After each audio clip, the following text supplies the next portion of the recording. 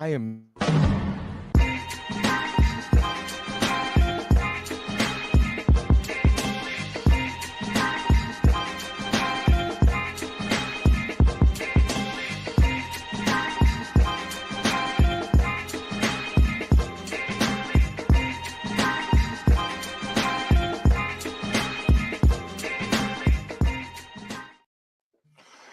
You're listening to the All Burgundy and Gold Everything Commanders post-game show powered by the Urban Sports Scene and Fox Sports Radio 96.9 FM at 1340 AM, Hopewell, Virginia, in the NFC Divisional Round of the NFL playoffs.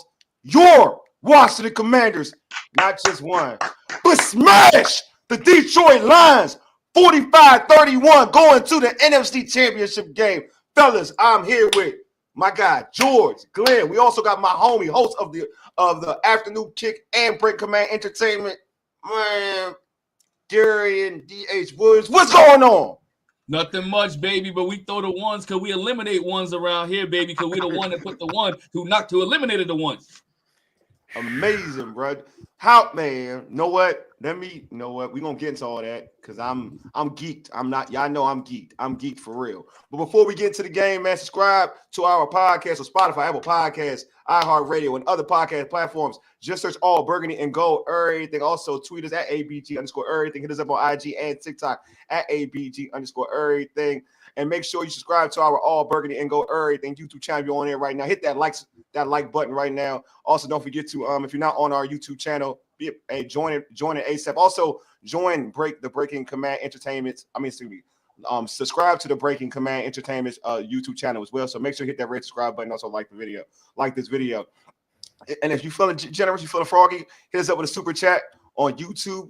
We're gonna try to prioritize those super chats as well. All right, man. And also, this show is being streamed on the Urban Sports Scene X handle. All right, I'm gonna start with you. I'm gonna start with you, DH, man. Your thoughts on this game, bro? This beautiful feeling, man. Your thoughts, bro. Lord, give me strength, because this whole year has just been amazing. Like, I am utterly stunned, shocked, surprised, but I am loving every minute of this ride. And unlike the previous weeks, we got it done, and we got it done early. This team came out and was hearing all the noise all week. Detroit, we're in the way of Detroit's destiny. This is Detroit's town. This is their Super Bowl window. Jayden Daniels flew up to Detroit and slammed that Super Bowl window shut right in their face. 15 wins was not enough. They couldn't get it done another week because we came into town and kicked that butt. We took the belt off. We Mr. Evans, that pow, just tore him up. You want to bring home a bad grade on your report card? We're going to tear that act up, and we're going to do it good. But I'm going to say this, man. This team is the team that you want to keep sleeping on. You're going to wake up in a nightmare. And they have done that week after week after week after week. And now we got one more game, another week in the NFC Championship game. If you would have said NFC Championship anything in September, I would have called you a liar and a fraud. But you knew something that I didn't know, and even you have more belief than I did. Because let me tell you what, the fact that we're here right now in this place, we're better than majority of the league. We're taking that next step, and we got the best quarterback in the league. I don't care what anybody want to say. Yeah, we got the best. We got the best guy in the league right now, and we're going to play any. And I don't care who we play next week. They're getting whooped too, but we beat them. And like he said, 45 points. I didn't even believe that. I love this team. By the way, I love this team. If you keep sleeping on us, you'll wake up in a nightmare. Is a bar. That's the bar. That's the bar. Put that on a t-shirt, underdog. Let's go.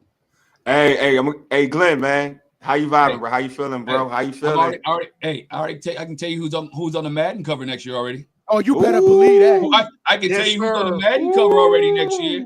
Yes, right? sir. You don't even have to win the Super Bowl or get the MVP. I can tell you who's on the Madden cover right now. I can tell you who's the face of the NFL right now. Okay. Yes. I can tell you who's the face of the NFL right now.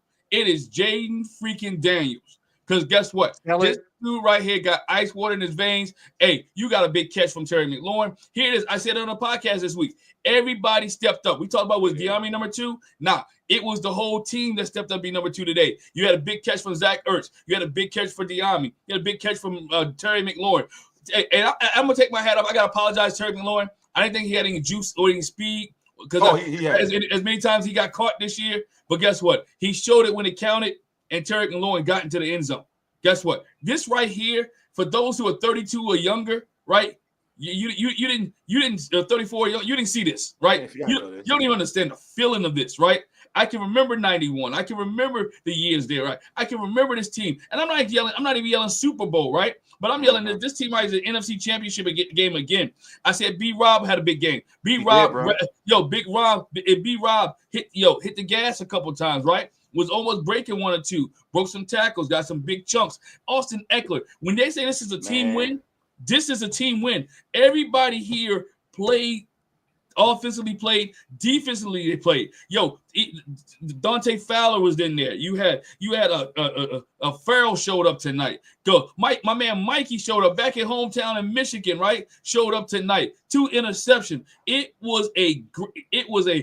This was a team win. Dan Quinn. We should talk about Riverboat Ron. I got to come up with a name for Dan Quinn because Dan Quinn is a gambler, baby. Hey, we talked about earlier with Candy. The Demon. Guess what? Cliff Kingsbury came out tonight. The Demon was out. The Demon was out. The Demon was out. He was like the Demon was out like Finn Balor and NXT Demon. And rolling that bad boy. He put the face paint on, the music came, the smoke, and crawling on the ground. That's what I'm talking about. Only special occasions do you get the Demon, and this team is 1 win away. 1 win away from New Orleans.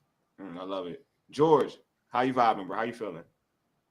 Before I start, I just want to add to something that Glenn said. Because you talk about cold-blooded Jayden Daniels. He's just had this great half, and the announcers pointed out, and he's sitting there on the bench like nothing's happening, which is just the mental side of the game. Jayden Daniels, just the fact that he has it at 24 or 23, however old he is, we hadn't seen anything like it. But I just have to do this, and I apologize because singing ain't my bag, but I just have to do this. Sunny day, sweeping the clouds away, on my way to where the air is sweet. Yeah. Can you tell me how to get to the NFC title game? Washington has just destroyed 8 Mile and turned it into Sesame Street. Big Bird's down there, and Oscar the Grouch is down there, and Eminem is home. To quote the Joker, washing his tights. I was almost in tears at the first half just to watch this quarterback. I mean, he's a rookie. Rookies don't do this. One of my friends treats me, this is the best rookie quarterback one since Big Ben. No. This ain't the best since nothing. This is the best quarterback run ever. Not Luck, not Flacco, not any of them. Jayden Daniels is the second rookie quarterback to be the number 1 seed in the playoffs. Joe Flacco had a lot of help. He had a great defense. He had Ray Lewis and Ed Reed and guys like that wearing gold jackets on that. Eventually going to be wearing gold jackets on that side of the ball if they're not already. And he had great running backs. Jayden Daniels don't have that. Jayden Daniels got a defense that gave up 400 and some yards or 500 and some yards or whatever it is. One of his best players on that defense is in the last year, maybe of his career, going to get a gold jacket, but he's 37 or 8, how old Bobby Wagner is. Jayden Daniels doesn't have these great running backs. He's got good running backs, and they showed up today, thank goodness. Mm-hmm. What Jayden Daniels is doing is the greatest rookie season there is, a quarterback season ever. There is no denying this. I don't want to hear about Luck or Marino or anybody else. This was a 4-win football team, and they are now in the Final Four of the NFL, where we haven't been since 1991. And the argument's over after that. And I already saw one idiotic Eagles guy at Barstool saying, "Bring me the Commanders." You just might get what you wish for. Let me tell you something. None of y'all want this smoke. You don't want it LA and you don't want it Philadelphia, and you can say you do, you're a liar. Because you're not facing the same Jayden Daniels. No, ain't. This Jayden Daniels is playing at an MVP, best quarterback in the league level. And you know what? As far as I'm concerned, we talk about the big four quarterbacks. It's the big five now because Daniels is in it. Yeah. All right, so let me first off, it's the big one because it's only JD. I don't care about nobody That's else. it. All right, secondly, all right, so let's get this right here. Let's get this right here. First off, man, like Glenn said, it's a great team victory. It was a good team victory, man. Everywhere, everybody. Quarterback always get the love and they always get the flowers to the quarterback. But this was a vicious team victory. You had Zach Ertz making clutch catches. Terry McLaurin. I want to just keep putting it out there, man. Some of y'all it was nasty work in the beginning of the season, just nasty work. Mm-hmm. How you talked about this man, and all he did was make you look stupid every week when we needed him. Pull out every week he made you look real dumb. I ain't gonna lie to you. Every week, especially from the games we needed, every week he's made you look stupid. Every week you needed him against Tampa, he made you look stupid. When Detroit looked like they were trying to change the momentum. Oh, let me take a screen pass. Let me take a quick little wide receiver screen to the house. He made you look stupid. Man, we need to get DH. I watched the show with you and Rio and what Anthony Armstrong said. What did he say? I want you to just reiterate what he said. And that was a great show, Afternoon Kick. Make sure y'all check it out every Friday at 5:00. But go ahead, make sure. Well, it's already been confirmed that Anthony Armstrong will be on the show again this Friday because it's working. So he's going to be on again. But what did he say though too? He said Terry is the one. We have to give him flowers on Fridays because Terry has been through the muck and the mire with this team, and he's done nothing but produce. And every single time it was time for him to produce. And guess what? Who would have thought that he'd be this much better with a top-tier quarterback? Terry has. Who would have believed that Terry was just a moderate receiver at all those years at the way he was playing?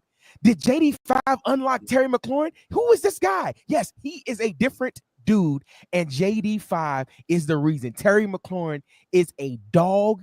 He is a top receiver in this league. Nobody can stop him. Nobody can stop this team. And like y'all said, this was a all-around team win. And the way these guys came out, smacked everybody in the face, told them to shut the hell up. And they made every play possible and got it done. Come on, man. I don't care. I know this award is probably already picked, but Coach of the Year is Dan Quinn. Dan Quinn. He's Coach of the Year. He's not. He's Coach of the Year. I don't care anybody. I don't care what nobody else says. I don't care what I said it for months. I've been saying it for a while. Coach Dan Quinn is the Coach of the Year. This team was 4-13, laughing stock of the league. Yes. He takes a bunch of hodgepodge guys who are not Washington Commander guys and put them together, create a brotherhood. You can call it cliche-ish. You can call it whatever you want to call it. They drunk the Kool-Aid, whatever. But they drunk the Kool-Aid, and Dan Quinn got these boys clicking all cylinders. He walked the talk. Fourth down, he's still going for it every time. Dan Quinn walked there. He's like, I trust you guys. And then when Jayden Daniels had the trust in him as well, he's that energy that he has and that energy that he brings to this organization is going to everybody. It's the energy is going from the assistant coaches to the head coaches to the position coaches to players to everybody that want to be organization. We talk about Jonathan Allen, hurt guys that practice squad guys. That energy is around this whole team that they brought together. And guess what? They don't even have all their pieces yet. Yeah. Dan Quinn is redemption. Dan Quinn symbolizes redemption. He's on the redemption Loses tour. the Super Bowl from 28-3 up. Gets fired. All these guys that came to Washington, some of them were wanted guys, but some of them weren't. Bobby Wagner was supposed to be too old, and he only came here because he was getting an MBA at Howard University, the real HU, by the way. There you go. And some of the other guys. I wanted Wagner years ago, and Wally, that's true. Wagner years ago. Y'all, go, George. Look at all these other people that came here, 1-year contracts, the Dorrance Armstrongs, the Dante Fowlers. Forced fumble. There wasn't people busting the door down to get them. They came here because Dan Quinn said, "Come here, I believe in you," and it's a bunch of redemption for everyone, absolutely everyone in that roster in that coaching room. Let me say this right now, man. Y'all know this, man. We content create all week and talk about this team. and we do it because we love it, man. We don't do it for the money, trust me. We do it because we love it and we enjoy it. And the passion, bro, like from all these content creators, bro, and just from the fan base, like I'm just so validated, bro. I'm trying not to cry right now because I am legitimately feeling this, like this feeling, like, okay, and y'all said this, man. If you're under 35, you don't know what this is like. Yeah, but even if you're over 35, you haven't remembered what this feeling felt like. I was 6 the last time I should have felt like this. Now that I'm an adult, that's an emotional wreck on a daily basis with a wife and a child. And, you know, I cry at bad things on TV, bro. Like, and right now watching my team perform in this manner and then of course, bro, it's the humble brag. It's the, you know what? Yeah, we're not supposed to be here, but every time we're here, we just ball out. We let Detroit talk all week. Detroit talk that smack all week. We were in their way. And we were just not supposed to be at this point. And we came out there and hung 45 points in what's supposed to be one of the scariest places on the earth to play. Oh my God. What were they doing when Joey Harrington was there? Nothing. Okay, yeah, over the past couple years, this has been a tough place to play. And guess what? We went up there and shut all that up. Nobody, and it doesn't matter, bro. We shut it all up. And I'm just so freaking proud of these guys. And when reality sets in, when you go to sleep tonight and you wake up in the morning, remember, there is one more game between you and the Super Bowl. I want y'all to say it again. Hey, say it one more time for one more game between you and the Super Bowl. He said one more time. I don't know. One more game between you and the Super Bowl. Okay, let me jump in. Let me jump in this because I want folks to understand what DH is talking about, bro. Like real talk. Like it's wild because I remember I said like I remember talking at the beginning of the season was like, you know, when it got to certain points, I was like, I'm trying to avoid Detroit. I said this often. And then as the season, and then when the game came on, as like the season went on, we had that last game of the season. I was like, you know what? I got 5. I ain't scared of nobody. I don't care who we play. That's why I was like, I'll sit JD. Never. I'll sit him. I said, I don't care who we play. They still got to see him. They got to see him. And what we did against Tampa after that, and I was looking at how Detroit, and I like really examined Detroit. I was like, in my mind, I was like, for real talk. I was very confident against this team. I didn't even hold you. Like I'm very superstitious, but I was very confident against this team because my thought process is what it kind of played out. When we did the pregame, we were talking about when Candy was like, she didn't want a shootout. I was like, I ain't gonna hold you. We all came after the show. We were like, we want a shootout. You know why I know I wanted a shootout? Because I know their defense can't stop them. It's gonna do what it did. They knew they was in a fight, they got tight. When they knew they was in a fight, they got tight. Jared Goff got tight, and then all of a sudden that ball got a little loose. When that first fumble happened, it was all right. And then when he got that pick, he threw it high. It was okay. That pick the Quan for a pick 6. Okay. He got tight. He knew, especially, and I love when Washington does this. I'm not going to lie to y'all. I love it because you have so much faith in the offense. It's when we defer. You know what I'm saying? We defer. Yeah. We get that opportunity. We know, like we call it double dipping, right? It's like, all right, you got an opportunity to score again. You knew that was in Detroit's mind. Like throughout, like we had the lead, it was in their mind. So I was like, oh, man, we already putting extra oomph on them. Now they really shook. Man, this Detroit team didn't want it. This team was ready. And there's something that Candy told us too, man. Like this team had a chill confidence. They weren't like amped. They were chill. They knew they was going to do it. And when you heard them speak to Dan Quinn was like, be yourselves. Basically saying they not anything special. Be themselves. And they were. It started early. It was often, man, when he got that pick. Shout out to Quan Martin. I know folks out there talking about safety play. Quan Martin, like I said, has had a good year, and he done showed y'all with this pick 6. We keep talking about Mike. We talk about Mikey. We talking about a cornerback. We got a cornerback in Mikey. That kid just going to get better. We got a cornerback in Mikey. Man, we set up, man. This team know how to drive. Shout out to Adam Peters, like setting this up correctly. Man, this team is going places, bro. Like when we said this earlier, when we were talking, we got in the postseason, and we were like, oh, man, we just happy to be here. We were like, why not us? Why not us? It's going to be us. Let me put it out there. It's going to be us. It's going to be us. They know why not us. It's going to be us because we here. We here. Nobody in the league want to see us. Philly don't want to see us. The Rams don't want to see us. Number 15 don't want to see us. Baltimore, y'all beat us. We'll be how we doing rematch games. All right, you don't want to see us. All right. You don't want it. This team is dangerous. You just don't want it. Dog. Yo, I tell you what's crazy, right? Detroit was scared all week. When your head coach comes out and tell you that the other guy's a problem, they knew. Problem? They knew. They Yo, knew. as a head coach, I'm not know. saying that dude's a problem. I'm saying he's a good athlete, but we can play football. Look, and so when you start putting fear in your players, and then when that man started running around, he had all day. Shout out to the offensive line, right? Shout out to them. Shout out to the offensive line. Didn't get touched. Had all day and throw the football. Yo, shout out to making holes for the running backs. Eckler getting big yards. B-Rob getting big yards. Yo, and then you did it with Trent Scott because that's right. Shout out to Trent Scott. HBCU, baby. Trent Scott came in. So guess what? When you start saying this in this team, I said it earlier. Arizona game, right? What happened in Arizona game? He didn't get touched. Yeah. He was throwing the football around. He hit 11 different receivers. I said in the game, he had to be able. And this team only punted once, and that was coming out of the third down, out of the half, and that was because that was bogus, right? So again, so it's like I was like, this team had the opportunity to really blow Detroit out. And they did. No, they did. They did blow them out. Right? They did blow them out. Right? 45-31. They got blown out. They got blown out at home. Yeah, this team only punted once. Yeah, they got blown at home. They only punted. We only saw Tressway punt the ball one time. In the last couple of weeks, we've seen Tressway once, and that goes back to the early in the year when this team was rolling. Yeah, you're right. When this team was rolling, they didn't punt the football, and it was beating people. And guess what? We say it, and they may not say it.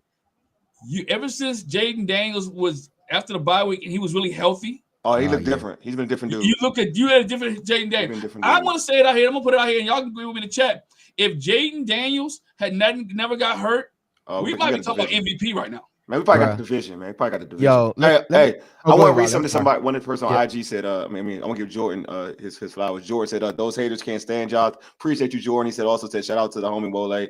Y'all are so deserving of this moment. Appreciate you, man. Go ahead, DH. Go ahead. Yo, I want to say this, man. Two things, man. Lake Lewis said this early this week. He said this team had a quiet confidence, like y'all said, man. He was like, the locker room was very different this week.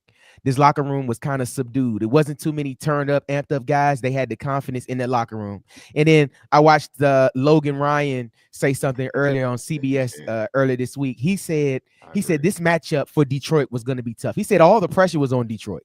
Because the same thing we've been saying about this team, the Commanders are playing with house money right now. Mm-hmm. From everybody else's position, we're just happy to be here. We're just a good story. We're just a good team. We're at the beginning.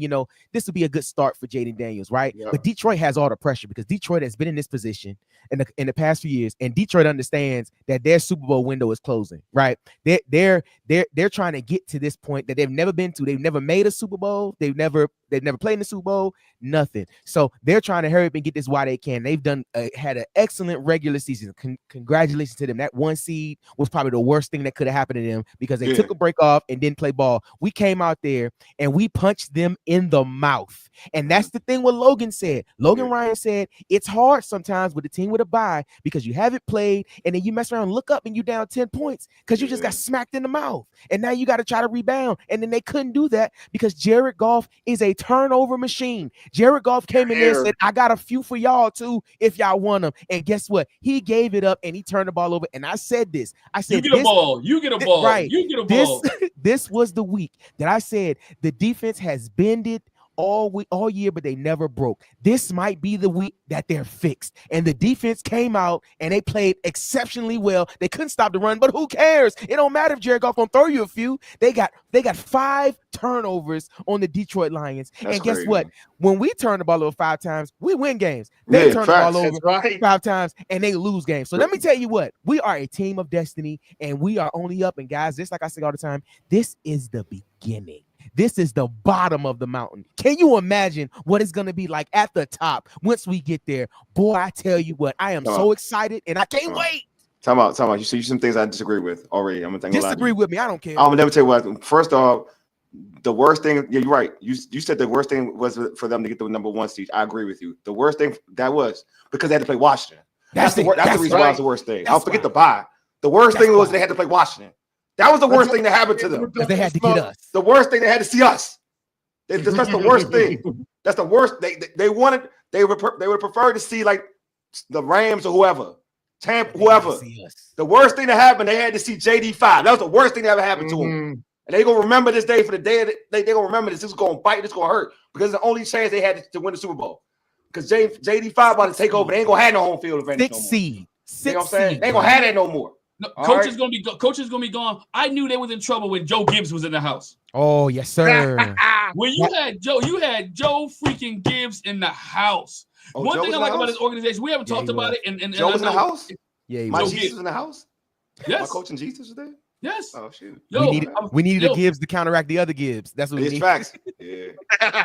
What I tell you about freaking Kevin Durant. What Josh Harrison has done with this organization. You brought Daryl Gibbs. You got Daryl Green back. You saw all the people. Champ Bailey came back this year. You've seen a lot of people that had not came back to this Washington organization since Dan Snyder had taken over. And you've seen a lot of Washington Commanders from the past come back and support this team. And this team, talking about excitement, it is legit excitement tomorrow. I know it's Sunday. I might just wear my Commanders jersey to church just because. Go ahead, bro. Go ahead. Can I amplify DH's point about the defense? Let's go back to the start of the game. Because you watch Zane Gonzalez kick the ball out of bounds, and I'm like, well, damn, it's 7-0 Detroit. And I don't think you can undersell how big that 3-and-out was. And Detroit, after that, went up and down the field. But the point is, Washington could have been in jackpot right away. Yeah. And I think that 3-and-out gave them confidence, gave everybody confidence. And we didn't score on our first possession because we farted around on that fourth down. I don't know what we were doing. I don't know what they were trying to call, whatever. But that was huge from this defense to get that. Because what were we all saying leading up? Well, this is going to be a shootout because our defense can't stop them. They came right out and stopped them when they had great field position to start the game. So there's that. And then you come up with the turnovers. But you think about, to me, that's one turning point. The other turning point, 12 men on the field for Detroit on fourth down. Oh, that was definitely big. Holy mackerel, how can it happen? Yeah. How can a team that's won 15 games and is trying to go to the Super Bowl on 4th and 2 when the game is on the line have 12 men on the dead? I can answer that. They were shook. That's why. They were shook. I'm telling you, man. And another one, DH, you know what I'm saying? Like, no, the time is now, DH. The time is now. Yeah, you're right. The time is now. And you know what? Let me tell you what. My time is up. My time is now. You can't see me. My time is now. It's now. Dog, man, I'm telling you, man. You know what? And even me. My man Drew said he thought the game like Terry screen though. Yes. That was a bit like that was. That's a great point. You know what? Yes. And you know what, guys? I'll say this, man.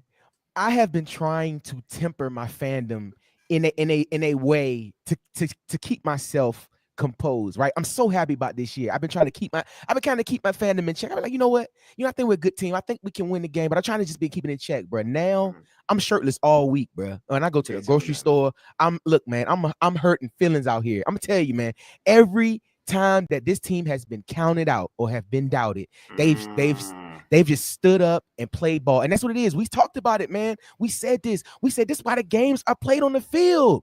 That's why the games are played on the field, because none of that matters if you come out there and get smacked in the mouth. None of it matters, bro. Like the year the Patriots went undefeated and almost undefeated. And they played the Giants and lost. I'm telling you, bro, none of that matters. When you get on the field and you line up, if you got guys that want it more than you are SOL, because let me tell you what, every Washington Commander wanted this game and they played like it. You saw it. They were striking. They were out there getting the extra yards. Things were breaking their way. They were not giving up. I mean, they gave up some plays, but that's football. That happens. But bruh, these guys have a heart and a want to that's personified. Oh my God. I'm getting to that. I'm coming to that.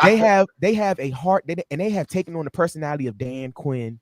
And Dan Quinn is a person that Dan Quinn right now could get me to do anything right now. Like, bro, I could go out here right now. He'd be like, hey, run down 301 with no shirt. Like, okay, whatever you need, coach. I'll do it.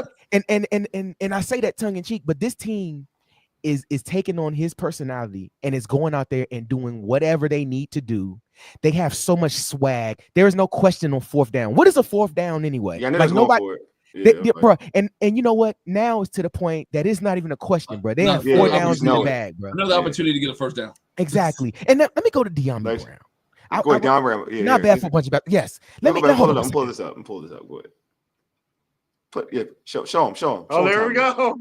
There it is. The Tar Heel has done nothing but prove to y'all and prove to especially Amon-Ra St. Brown why he was taken ahead of him. Okay, he is now entered into a different category of wide receiver. He is a legitimate number 2, and depending upon what day it is, he might be number 1. But he is a legitimate number 2 for this team, and is an option. He makes the right plays. He blocks. He plays well. And let me tell you what, man, I really love this for him because so many people doubted my guy, bro.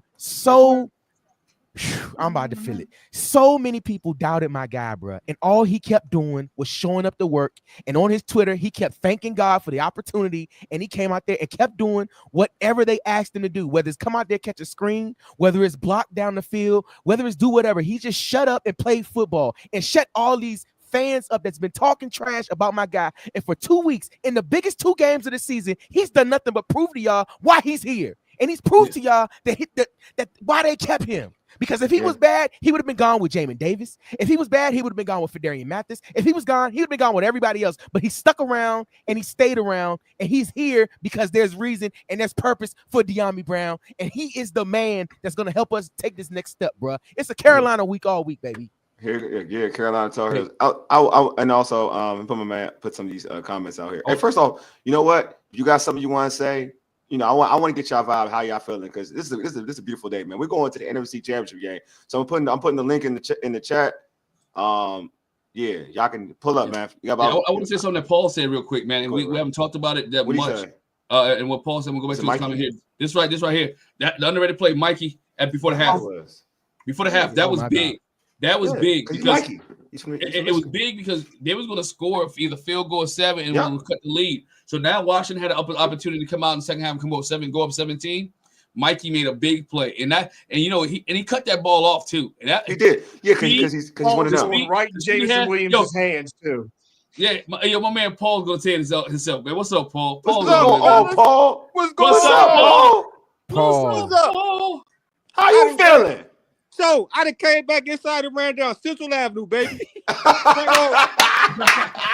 Right on 301 214 Central Avenue, baby. I'm back in the house now. Just all woo. Hey, what my man late great Kobe say? Easy money. Easy money. Easy money. All week. Aren't you gonna come out with a tune-up? Oh, that was I a was tune-up. about to say that at halftime. That was a tune-up. That was a tune-up game. Go ahead, Paul. Tune-up game, man. I'm just off the hype right now. Let me tell y'all this.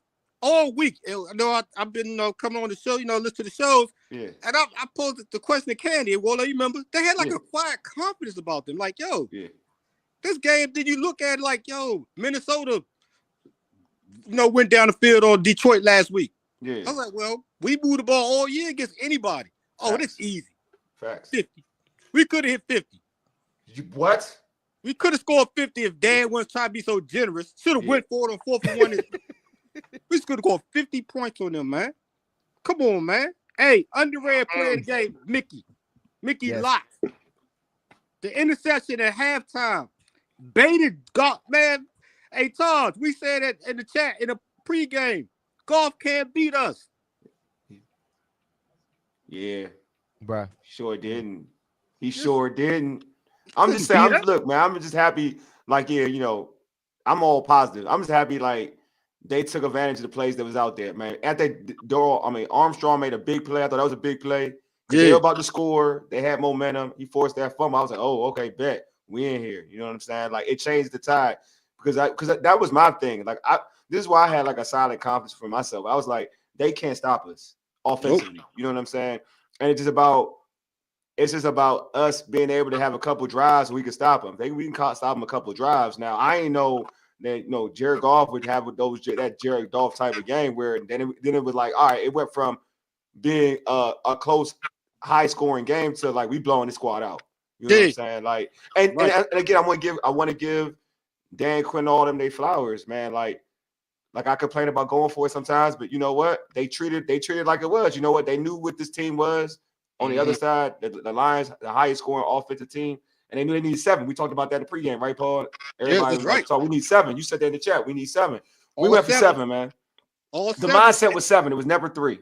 The mindset was 7, never 3. And you know why Sean McVay traded Jared Goff now? Yeah. Yeah. Facts. You ain't lying. That They ain't ain't lying. no lie about that, man. They ain't lying. And one more thing, Ben Johnson, I'm glad we didn't get him. He overrated. You know when you got a team shook when they start doing trick plays, bruh. Yes. Hey, Like Paul, say it one more time for those that are hard of hearing. you know when you got a team shook when they start doing trick plays on you. Yeah. But it's not Trying even anything. You're right. You know what? But it's the amount of the amount of trick plays they did. It wasn't like usually you do like one, you'd be like, all right, whatever. No, but everything, like it seemed like every big play he was trying to get was out of a trick play. they panicked. Once they got down double digits, we can't throw deep no more. You know, we don't trust golf. Wide receiver. Yeah, you gonna throw it with your wide receiver. Crazy, man. Crazy. Another interception, man. He was more interested in showing how smart he was instead of winning a damn game. Right. I agree. Yeah, you know, just hey, who going to New Orleans with me? I just want to know right now. I'm going to New Orleans. I'm there. Hey, I'll be there. I'm gonna go up after we get off of here. I gotta go sweet talk my old lady. We're gonna make this happen. Yeah. Look, man, I'm about. Hey, Jude, you in this chat? I'm gonna holler at you for something. Yeah, he already know what time it is. Hey, it might be a little easier, man. If Glenn can get us some work while we down there, man, we can make some do a show because that's easy to explain. Man, baby, I got to do a showdown in New Orleans. You know, if anybody got to talk to me after the show, dog. Talk to me after the show. Hey, we need a plug down New Orleans to get a spot to rest up because I know we ain't gonna get no tickets for the game. I just want to go down there. I'm gonna try to lose all my money. I'm trying to get it. I gotta be there. I gotta be in there. I ain't gonna lie to y'all. I'm about to be broke. I don't care. New Orleans ain't ready for. Hey, appreciate. Oh man. Oh, I got my. Oh wait, no. I gotta have both of y'all here at the same time. I just can't have one of y'all. I gotta have both of y'all here together. What's up, Taj? I gotta have both. What up, though? Oh, Taj! I gotta have both of y'all here at the same time. I was gonna be like one at a time. I gotta get both of y'all. What's going on, bro? Came in here. What up, though? Special occasion. What up, bro? What up? How you feeling? Feeling great. I walked down the 8 Mile today, and I wore my Jayden jersey. All the way for him. What up, Paul? Sir. What we doing? What up, Todd? Ain't nothing. What we doing? We going to New Orleans. What we doing? We winning. What we doing? We winning. It's only right. I want the Eagles to win tomorrow. It's only right. Oh, yeah. It's only right. It's only right. Eagles fans neck. It's only right. Because I don't want no excuses. I don't want none of that. Because them boys played today. Hey, Wale, you said it best, man. We ain't running from nobody. We ain't running from nobody, bro. That's what I was saying. Like, beginning of the season, but nobody want us. Yeah. Nobody want us. Like, we look, I'm going to say this again. I want everybody in the chat to listen. Look at this man. Look how he looks dejected. He look all dejected. Look at him. He look pathetic. But look, no, what I was saying is like we won 12 games. We're a 12-win team going into the postseason. 14 now for real. Yeah. Nobody wants to see a 12-win team. I don't care who you think you are. Y'all can host your little playoff game all you want, but we're a 12-win team. We ain't not no regular team, bro. We ain't no regular sneaking to the playoff team. We're a strong playoff team. And I don't know who said it. I think it may have been Jeremy. It was Jeremy. He had tweeted me, and Jeremy said this. He was like, because I was negative on playing the last game of the season. He was like, you know what? That probably was a good thing because now they kept that momentum, they kept their groove, and they still had that hunger to win football games. Streak, bro. This winning streak they own, bro. And now I ain't gonna lie. Now I've kind of changed my mind a little bit to it because we are still in rhythm. You know what I'm saying? We're still in rhythm. We're still in go mode.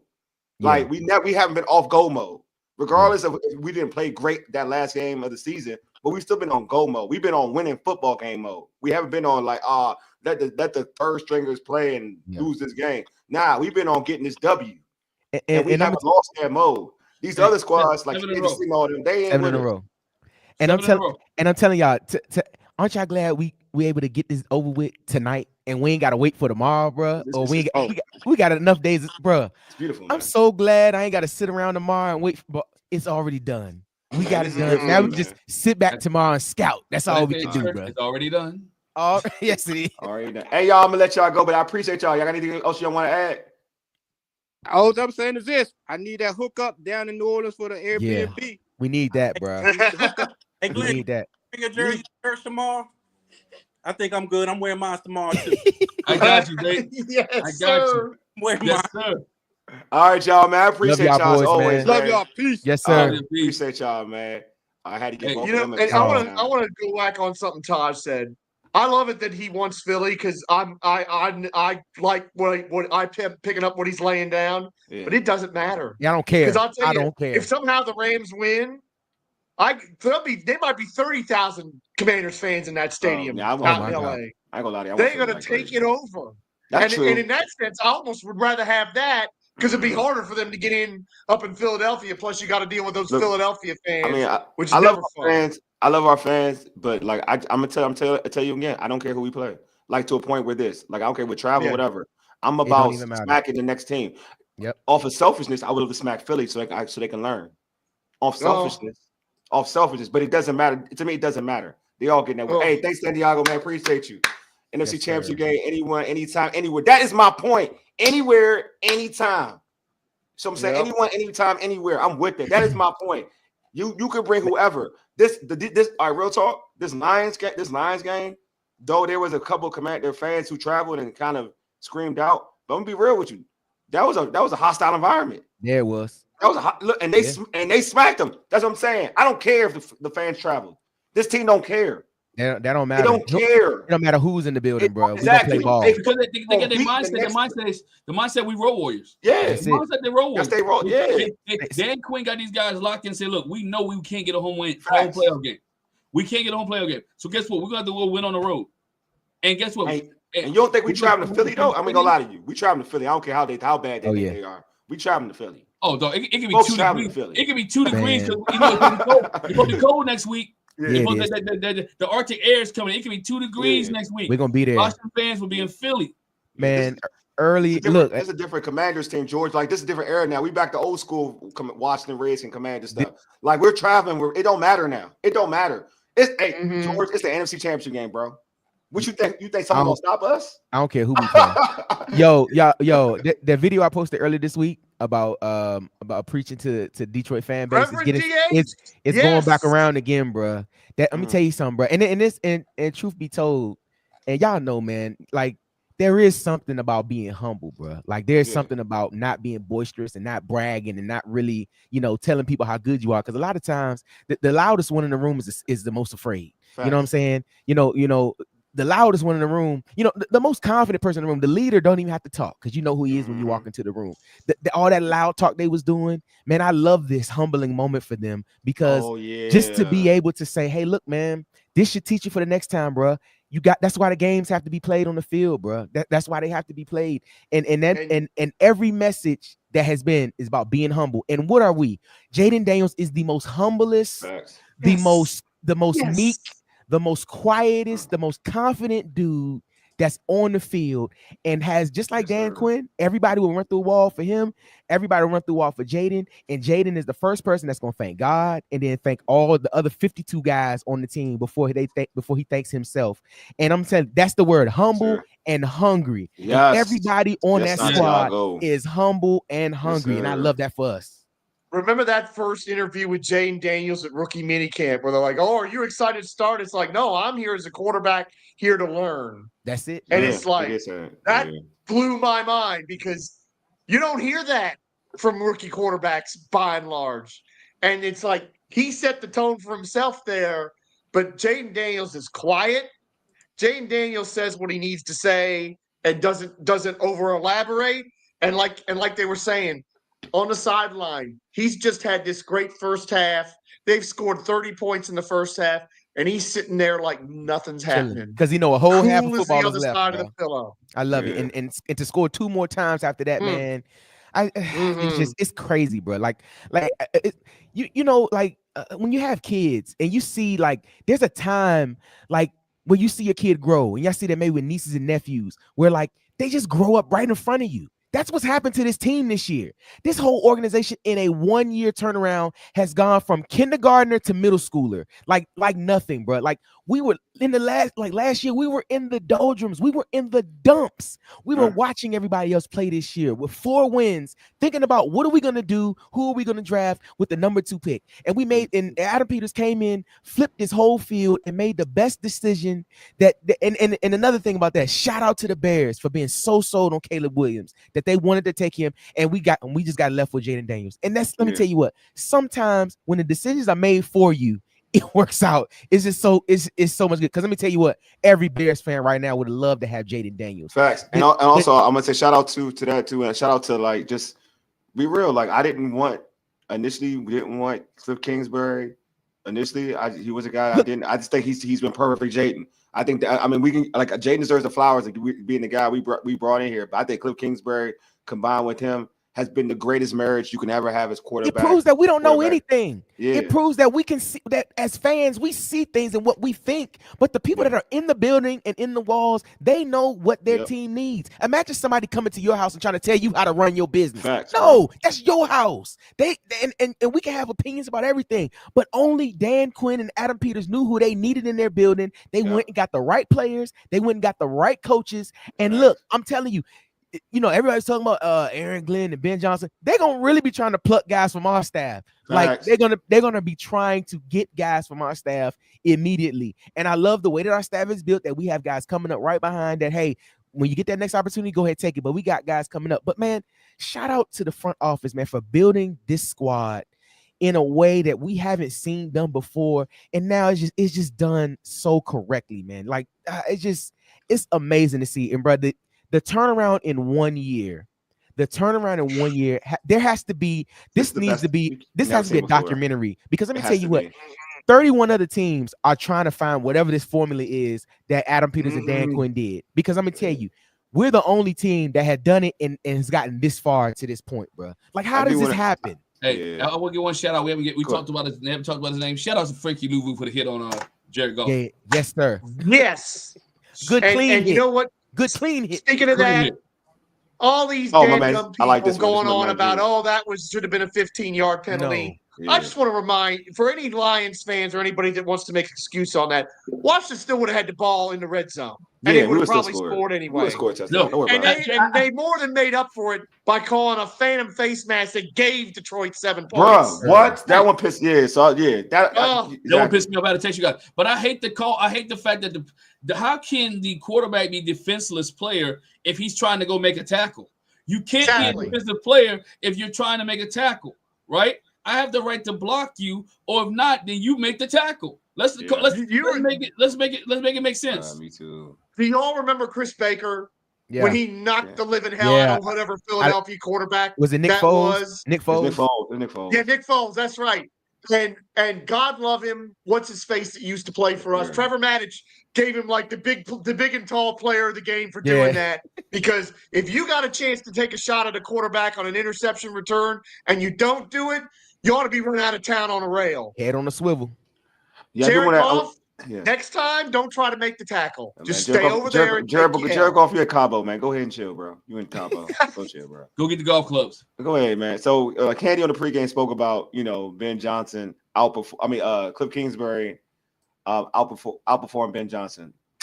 Do you like? I'm gonna start with you, George. You feel like that happened? Did Cliff Kingsbury outperform Ben Johnson, the guy that everybody wants? Did he outperform? Yes, because you know what? It goes back to what y'all said.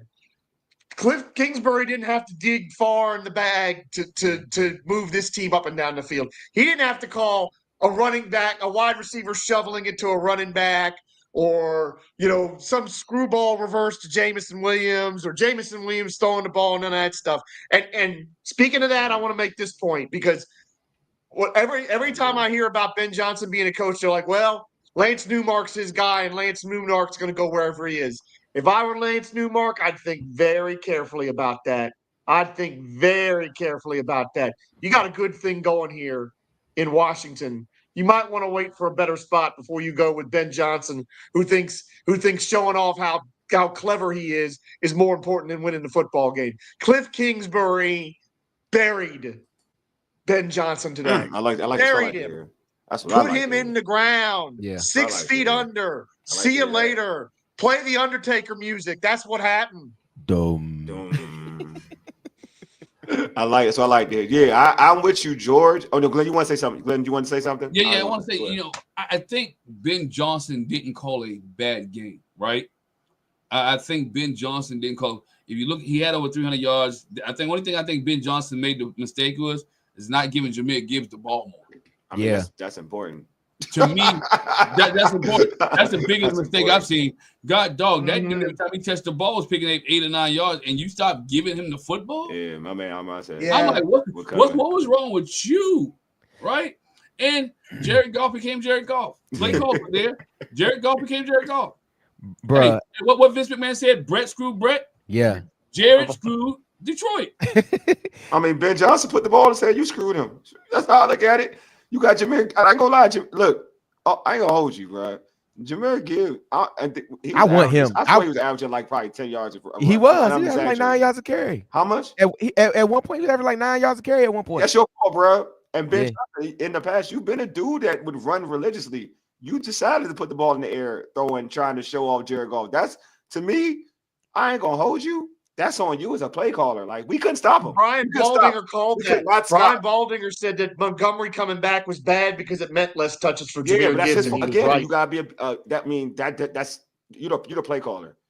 You got I'm sorry, but you choose who gets the carries. That's on you. Speaking of touches in the run game, I had to give some love to Brian Robinson. Yeah, please. Yeah. And Glenn's pick. I want to give love to Glenn because Glenn talked about Brian Robinson too. And he did talk about that, but I'm not calling him B-Rob. His name is Brian now. He's a grown man. It is Brian Robinson Jr.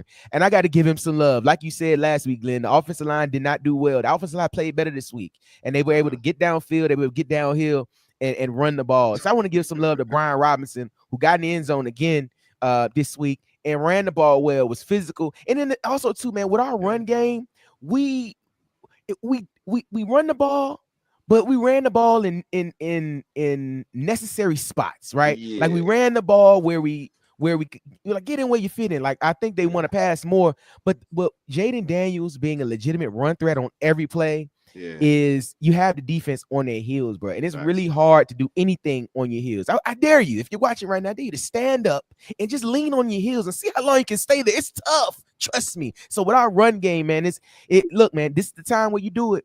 When your run game start ramping up in playoff football and there's cold climates, if you have to go there next week, or if you're in the indoor track, like LA, like you got to be able to bring this run game. And the fact that they were able to run the ball effectively this week was outstanding. To whether it was Eckler, whether it was Brian Robinson, McNichols, who scored a touchdown. Would love for Eckler to get that touchdown, but who knows? But it's okay. But they proved this week,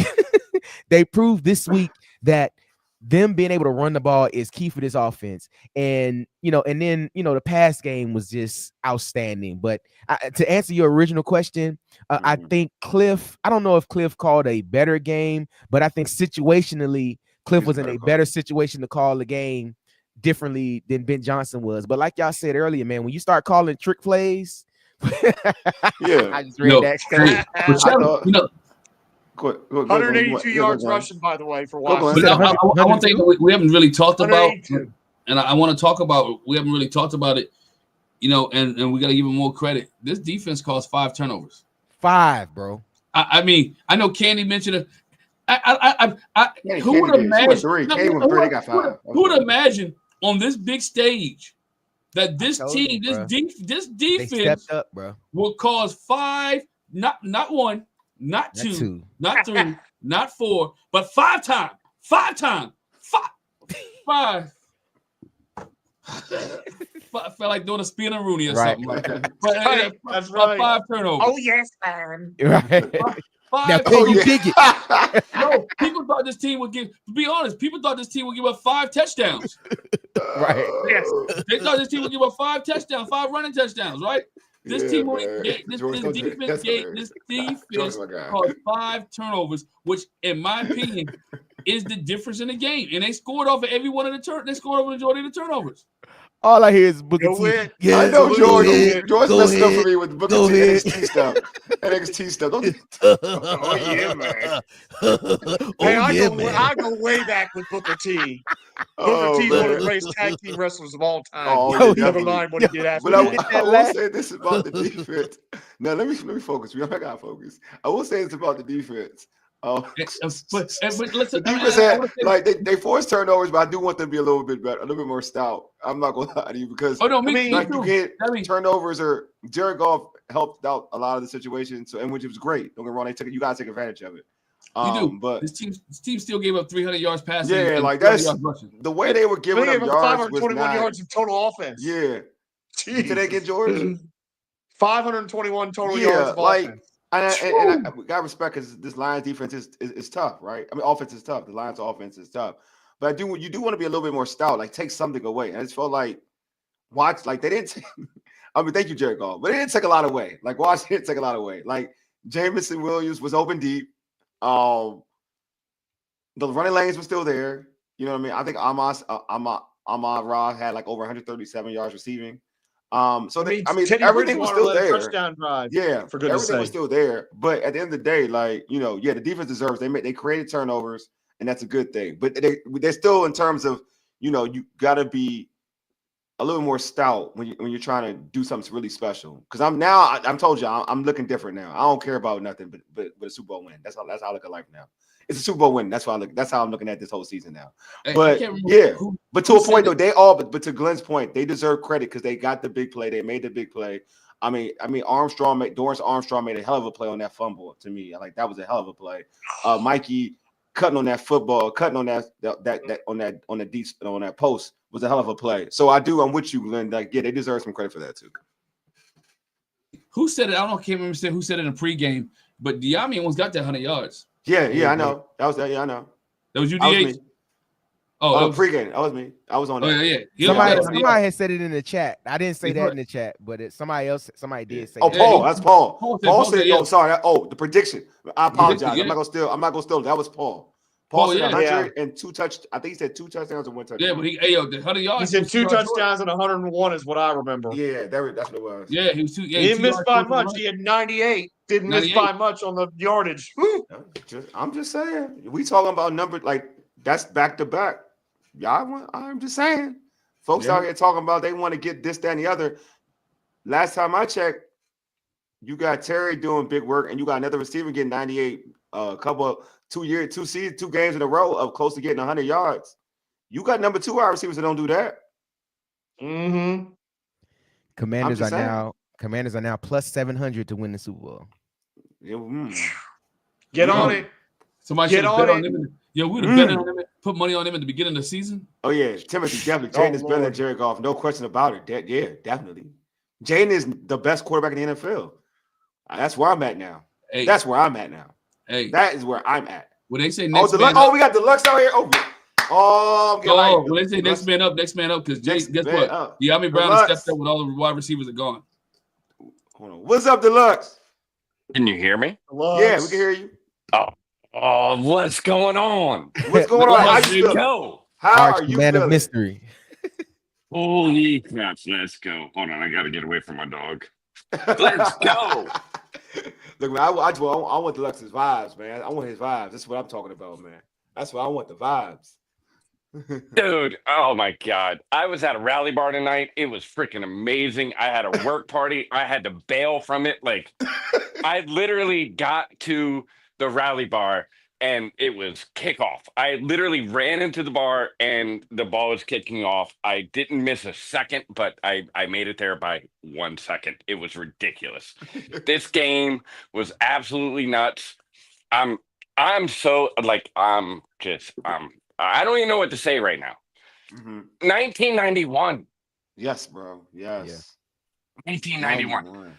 I don't know order. I don't know if you guys know this, but I watched the 3 Super Bowls. Like, this is crazy. Like, the way this team is built, the leadership, it's magic. It's magic right now, and you can see it. You can see it. It's amazing. I'm loving every freaking second of it. Enjoy it.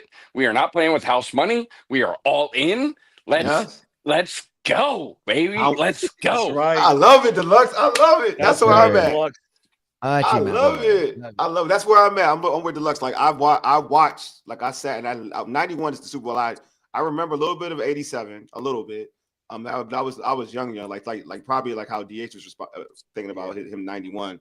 91, I was almost a teenager. So like 91, I remember like everything 91, and that's like the best. And I'm call me biased or whatever. That's like the best team I've ever seen. Period. In my opinion, I could be whatever. In terms of, I could be biased, but in terms of protecting the quarterback, in terms of defense, in terms of like run game, offense. 91. I've never seen a complete team like that in 91. I've never seen a more complete team in football, to be honest with you. But 91 like gave up like what, 7 sacks? 7 sacks. It was crazy. Yeah. And they gave up. I think they gave up 1 at the end of the season, like the last game of the season, like when they sat everybody. But that's neither. That's right. That was the only time I think they gave up like that kind of hindered what they were trying to do. But this year, this team, like it ain't like that. But the vibe is just it's similar because they give you so much confidence and hope. Man, it's just and that Dan Quinn gives you that vibe of in terms of you feel confident this team's gonna be in every game like Coach Gibbs did, man. So like I'm with you, Deluxe, man. Like it's been a long time. We've had some years in between that. We made the postseason. We put on a good fight, but there's something about this season is just more special than anything. I hate to say it. All the other seasons between 91 and here, fool's gold. Yes, agreed. Yeah. Agreed. 100%. Like 2012 was a mirage. Yes. Like this is real. This is, you've got leadership, you've got alignment from top to bottom, you got ownership, you got GM, you got head coach, you got quarterback, you got the 4 main pieces. They are all aligned. They are all going in the right direction. This is what makes things work. And they got the staff beneath them. They've got the coordinators. They've got, I mean, you look at the experience on the staff and the leadership. One of the things I think goes very underrated on this team is they went out and they got leaders in every position group. They went out and got leadership at corner, at linebacker, at safety, at like there's a leader. They went and got veterans to pair with the people that were already here. And then they brought in rookies who were captains. Like they brought leadership to every room on this team. And then they have the coaches, and then they have the head coach, and then they have the general manager, and then you have the owner that's giving them all the resources, including like the VR and redoing the facility and upgrading the stadium. Like it's all aligned. They are investing in success, and I'm loving every minute of it because that's what we saw in the 80s and the early 90s, and we are freaking back, baby. We are back. Yes, I love it. Yes, sir. Hey, Deluxe, man, thanks for being on, man. I appreciate you, man. Thank you for having me on. Man, we appreciate you, Deluxe, man. Like your insight was awesome, man. We appreciate you. Thank you, guys. Thank you, guys. Appreciate you, Deluxe. Enjoy, man. Be safe. Yeah, I love his take, man. Like he kind of got That's me. right. Deluxe do a pregame something. Utah put up a comment that he was born in 91, and for anybody out here who's gonna look at us and say, "Well, you haven't even won the championship yet. Why are you all going crazy?" Utah's been waiting for this his whole life. Yeah, I've been waiting for this 2/3 of my life. Everybody else in this has been waiting for this 3/4, 2/3, whatever it is. We have been waiting forever for a team like this and a quarterback like this. And everything that we've got, we have been waiting so long, and we have dealt with terrible ownership changes and the NFL screwing us over 6 ways to Sunday, and cap penalties and incompetence and laughing stock kind of stuff and swinging gates and sewage coming out of the stadium and everything we've been putting up with for 30 years when we used to be gold standard. See, that's the other thing. I'm old enough. You're old enough. Yeah. Glenn's old enough to remember gold standard in football, when we were the gold standard. We were the team. We were the number 1 franchise in the NFL. We had the best fans who traveled everywhere. We were on TV. Like in 91, I was living in Sarasota, Florida, and we only had to go to the sports bar about 2 or 3 times a whole year because somehow, some way, Washington was always on down here. Well, even though I lived in it Germany, was Tampa, Florida. In 91, I was living in Germany, dad military, and the Commanders were being played there, and they only was 1 station, right? I'm an Eagle fan. So, yo, they all got Cartier frames on in the locker room, bro. I used to what? We in Detroit, right? With the Cartier frames. I gotta tell you, Mr. Tomfoolery, that's brave talk, but you ain't facing Jayden Daniels with a busted up rib this time. Man, you're they getting better 100% Jayden Daniels, and that's some smoke you don't want. You better worry about the Rams. They better worry about the Rams, bro. We here. We are here. Do your part. How about the Rams? Let me tell you what. I appreciate you, though. You know what? I appreciate you, though. I do appreciate you. I always want to make sure I say that. I appreciate you. Yes. Man, I don't Go care ahead. about none of them. I don't care about. Yeah, better worry about the Rams. Do I need to give them a lesson in being humble and worrying about your business? Yeah. You need to worry about your house being clean, not ours. You got bigger fish to fry. Don't worry about what I'm eating over here. You do Y'all your got thing. Stafford, man. Stafford. Tell him, Reverend DH. You better focus on what you got over there, because let me tell yeah. you what, the Rams ain't. Uh-huh. The Rams are not to be trifled with. The Rams Not are at not all. just a team that you better look past, because let me tell you what, with Sean McVay, he will put Nick Sirianni in a bag. He can't, hey, listen, I'm telling you. Yeah. And then with that, I'm just curious to look at this side of it. Could you imagine the what Detroit is thinking about right now? Because how can you put any more of your future into Jared Goff? How can you? Because you can't trust it. Yeah. If you're like, you know what I'm saying? Like, I mean, that's a them problem to worry about. But I'm just curious, bro. Like, we have the quarterback up for the next 10, 12 years. And after you see him, you mean? After you see what exactly. he can do? And then you look at what Detroit has done all year, and they got to 15 wins, and then in the biggest game of their season, they choked. And now do they think they're just gonna run that back again with Jared Goff? How could you trust that as a fan base? Brad Holmes they gave him the bag though. Exactly, but look, let me tell you what, Brad Holmes is gonna have a lot on his plate to do, because Jared Goff has proven that if you give him an opportunity, he will trick it up. Man, it's funny. I'm gonna show y'all something after we that would be dope about that. Keith, that would be dope. I ain't gonna lie to you. I got watch, and I mean, in the Bills of that in the Super Bowl. Man. In the Bills and Super Bowl, that would be dope if that was a rematch. I ain't gonna lie. Go ahead, DH. Go ahead. Man, and to that point, man, on December the 31st, I was like, you know what, man, I got a few shekels. Let me just put a few things in there. I actually got that in as an active thing. Like for real? That belt? You got that belt in? NFC, and for the Bills to come out of AFC. And I just, I said, I got a couple bucks. Let me just, put it on there. And that hey, FanDuel might be like, hey, how about we give you a few dollars now? Don't worry about the bet later. How about you just take a little cash out? They're scared now, aren't they? Yeah, they're gonna be scared. I know. But it just goes to show that, bruh, any given Sunday, you still have to play the game, bruh. What you've done all year is great. It's gotten you to this point, but that is not going to give you a win. You have to go out and play the football game. And the fact is, Detroit choked in the biggest time of the season. George, they're a choking franchise, and they've done that today. Yeah. When their first opportunity to get to that next step, they choked, man. And I said Detroit. Just like against the 49ers last year. Go ahead, Glenn. Go, Glenn. No, I said that Detroit gonna be Detroit. There's a certain point in time, man. Detroit's gonna show up and be Detroit. I feel if you watch the press conference, man, like Dan Campbell can't even speak, right? If he didn't have to do this press conference, he wouldn't have done it today. If Jared Goff looked like all of them look like they've been in the room crying, right? If you ask Detroit fans now, what would you take? Would you take 15 wins, or would you take going to the NFC Championship game? Man. Right? So look, guess what? They wanted to go to the NFC Championship game. The wins with the regular, we said all the time, right? Regular season only gets you to the dance. That's it. Yeah, regular season only gets you to the dance. You gotta get there. But when you get in the dance, everybody is 0-0, and you got to show up. Facts. Everybody is 0-0. Regular. Hey, guess what? They didn't play Washington in the regular season. Sure didn't. Right? So we didn't know. We didn't play Washington in the regular season. So guess what? Washington showed up. Defense showed up. Defense caused 5 turnovers. Yeah, they gave up 500-some yards, but the turnovers was made the difference. And guess what? Dan Campbell, he told the press, he said, man, we don't even want to talk about it right now because it hurts. It's going to hurt. Because we said it all the time. That window is closing. Your offensive coordinator may be gone. Your defensive coordinator may be gone. That union that you bought together last year was their year.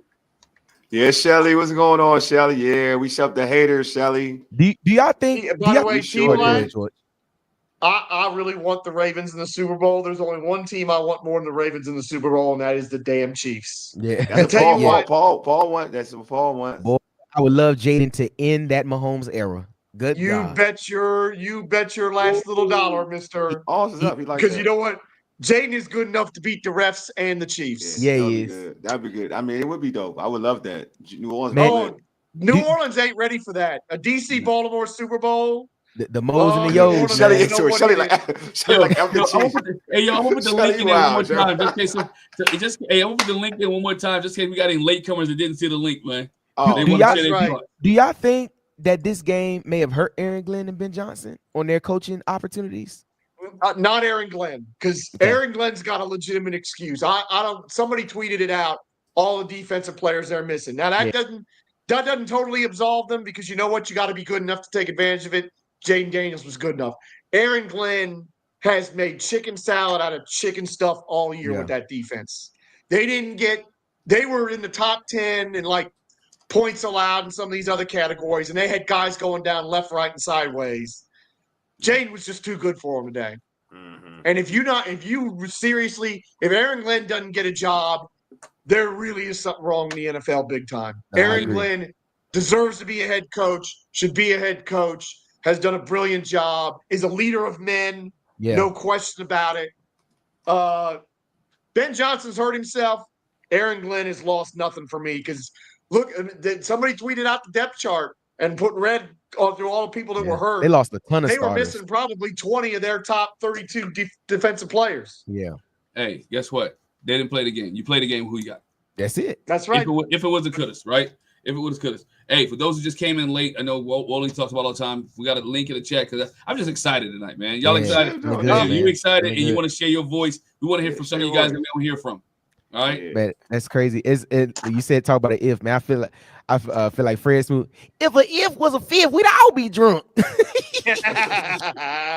No, I'm just saying, like, for me, like, it's just, I mean, like, again, man, they could be all depressed. I mean, I'll go back to what you're talking about, Ben Johnson. I think Ben Johnson still has a high. I think it took a hit a little bit. Yeah. But I mean, if you want him, you want him. I think teams want him. They'll get him. Glenn, I don't think Glenn's been hurt by this. Okay. I think folks realize he was missing a lot of bodies. So I don't think he's gonna hit a little harder. Here's the contrary to that. Or do you think retread coaches got a better opportunity now with Dan Quinn? You know what I'm saying? Yeah, like with Dan Quinn being more successful. Yeah. That's on the opposite side. Yeah, I agree. That may have helped some of those guys. Some of those guys that may have only had the one opportunity. I think that may have helped their case now, because he's like, hey, look, maybe we offensive guru is nice, but maybe we just need somebody that can come in and stabilize the franchise.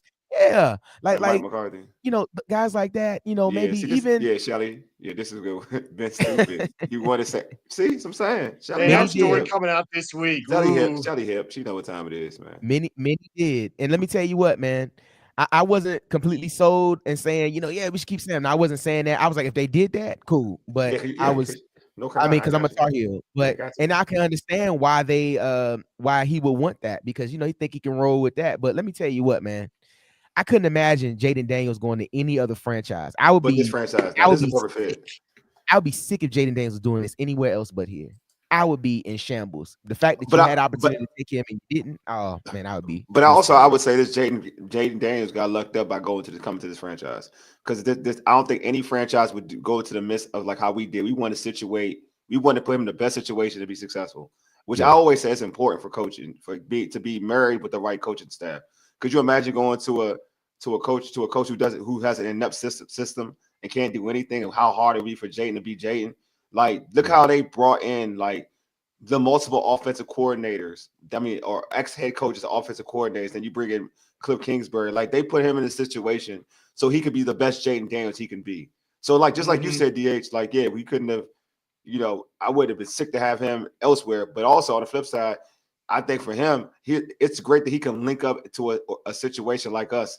Could we have said this like years ago? Our organization is built up to take care of a young quarterback for real. Look how we are built up now with Dan Quinn, Cliff Kingsbury, Adam Peters, and just knowing to bring the right dudes into the building and say, you know what, we got this franchise quarterback with all this ability. Let's make him into the guy he's supposed to be. You know what I'm saying? Rather than giving him making life hard for him, we're gonna make life easy for him. I think that's perfect. It just goes into the whole mantra how just the stars have aligned, bro. Yeah. Like, it's just, and at this point, that's all I can say now, because the way things are happening, and like I said, man, I tell you every week, this franchise has divine favor over it, bro. Like, y'all seen the IG post that Jayden posted when he was talking about God's timing. It was on a napkin or like a piece of paper, and it was like something about God's timing, and maybe he's not done yet. You know what I'm saying? Like, this team just has the ultimate belief and faith. From all week, we never heard anything other than we can win this game.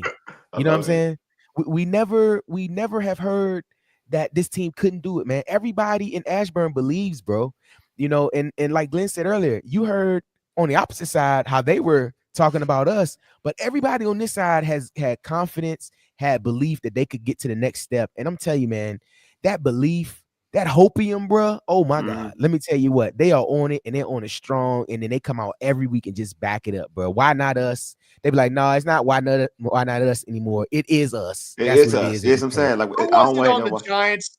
Who was it on the Giants Hard Knocks? Was it the GM son or the coach's son that was like trade for Jayden Daniels? It was the GM son. The GM son said that. I mean, you know he's feeling pretty smart today. It was no way they would have gotten him, but the GM son, like even he called it like, look, man, you need to trade for Jayden Daniels. And everybody knew, but there was no way he was getting out of that spot. Which that would have pissed me off. I do think he could have been successful with Dayball. Dable? Oh God, yeah, Dable could have. I think he could have been successful with Dable. So I do. That would have pissed me off. That would have pissed me off. Yeah. If was a fifth, we all be drunk. Well, I'm just like, again, man. Like we're in such a look, man. We're in the NFC Championship game, man. I just let that sink in, man.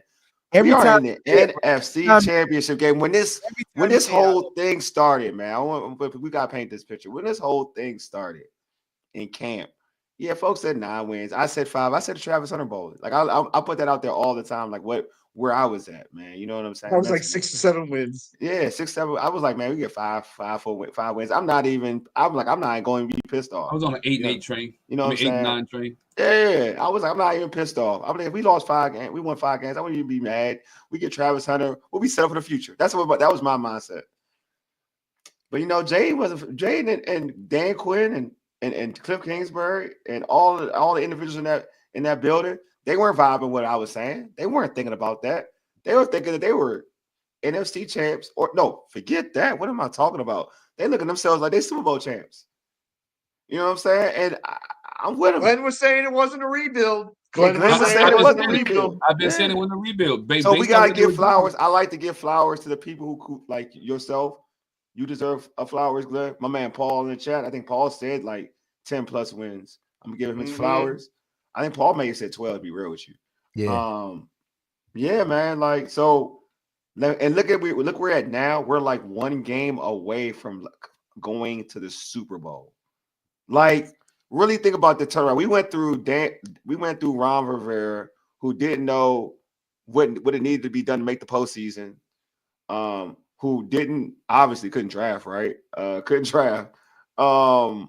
So he was running our organization because the owner couldn't do anything because the owner was busy handling other legal actions and gave all that onus to, Ron Rivera. And we went from that to having this. Who would have thought? What's going on, DH? You laughing hard. KD posted the video. Join on this dance, right? Yeah, he posted exactly. Have a good night, Detroit. Exactly. Good job. Because that was real petty. I peeped game. That was real petty by Gibbs. Now you home, Gibbs. It was. Now you home, Gibbs. Do that KD dance now. Enjoy the day. Yep. What, bro? What? Facts. Like you said, Wally, man, it's just every time, every couple minutes we're talking about stuff, and then reality comes back in. You're like, bro, we are in the NFC Championship game. Like, what is life? What is this, bro? Like, and then, I'm seeing so many videos of people.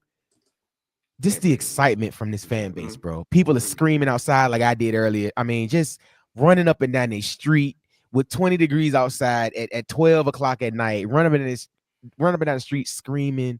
I got to go to the grocery store at some point tomorrow, bro. I know that's going to be an experience. Yeah, where people are going to be hyped. Bro, stuff. Yeah, it's just. I wish I was home.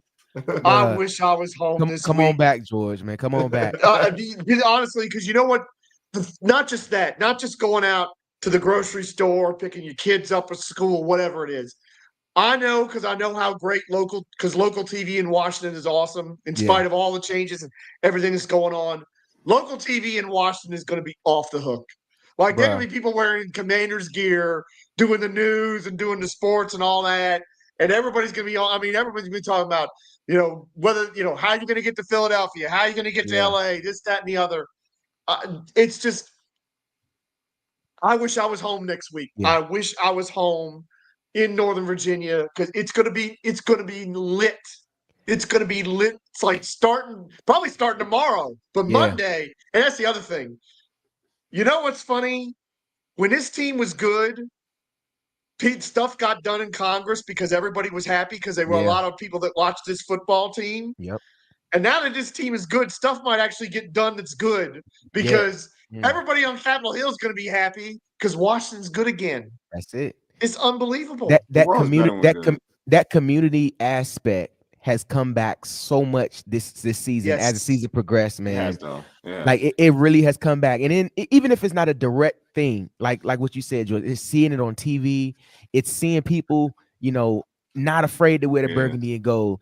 People that have their flags out, you know what I'm saying? Every week, bro, I do this. I have done this every week.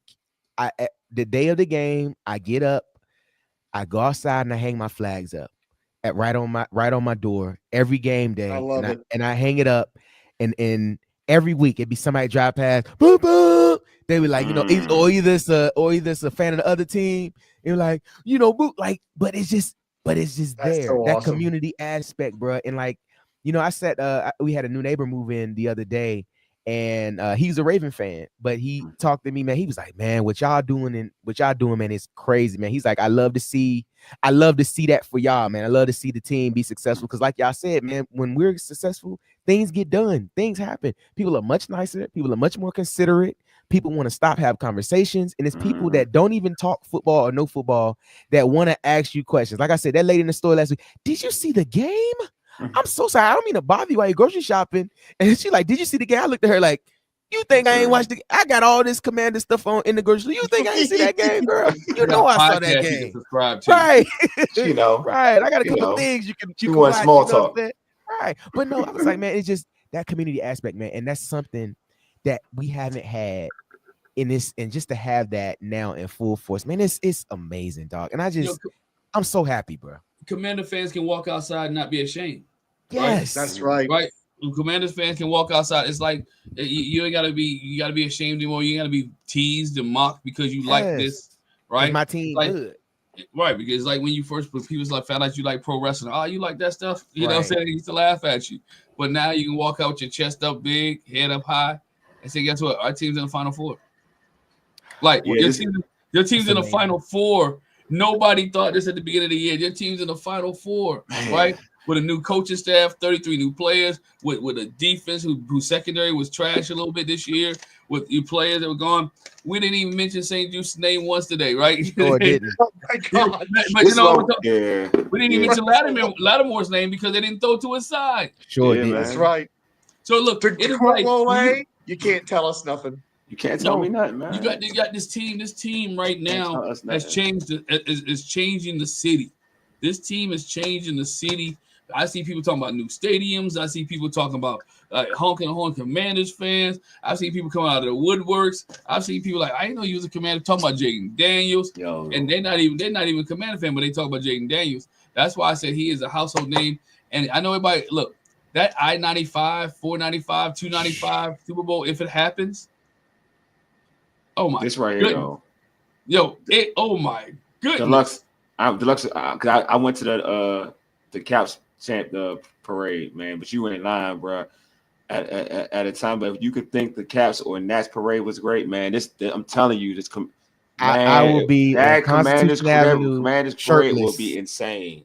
It'll be 15 degrees and there'll be at 500,000 people out there for I guarantee you, it won't be moved inside like the inauguration. That it won't be moved inside. That's exactly right. I don't care how that bad boy goes. It ain't gonna be moved. It can be 2 degrees outside, and Commander fans are gonna be there in full force. Oh my God, was on that good pack. Yeah, exactly. There was nobody.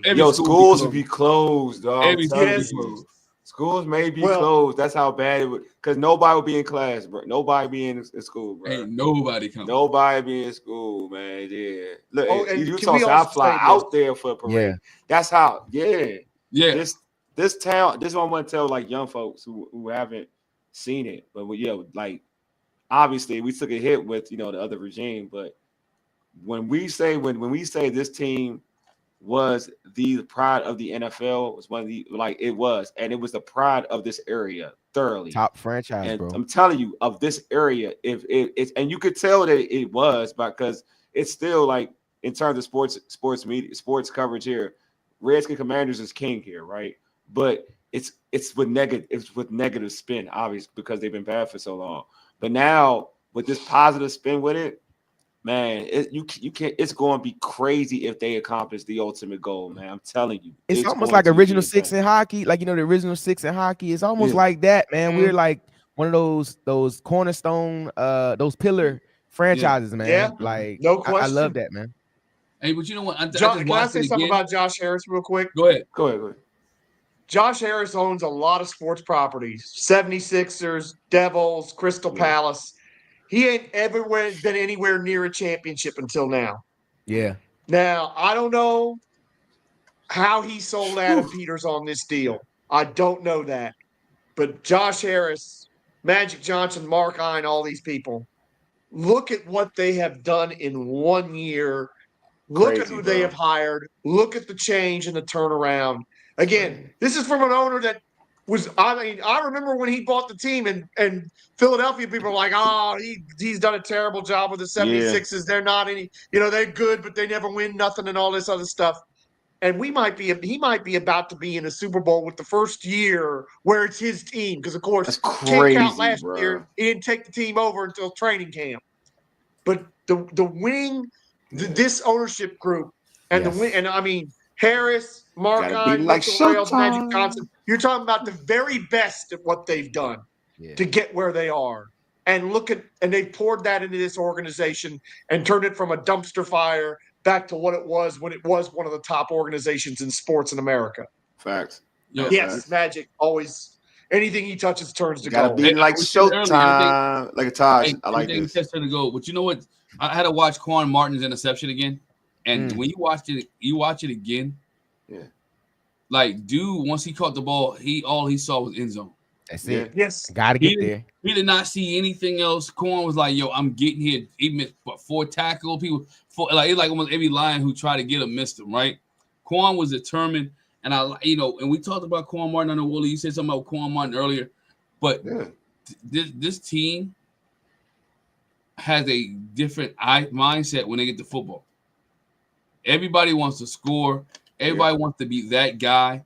Everybody legitimately like each other. Yes. Everybody wants to stand up and clap and shout. It is fun to see and it's exciting to see this team. And this is that moment where you look back and say, you know what? I agree. Yo, like, can we say did it all start with the Hail Mary? No, I think it started before that though. I think it started. But I think the Monday night game. I think the Monday night game is when it started. You know what? I think the football piece to this, I think that may have started with the Hail Mary. Because that gave them ultimate belief that they could do anything. As long as they have the ball, as long as they had the opportunity, they can do it, and they got it. And I'm going to tell you what, they are going to have a field day telling this story for the whole season. They're going to have a field day, and they're going to start it there.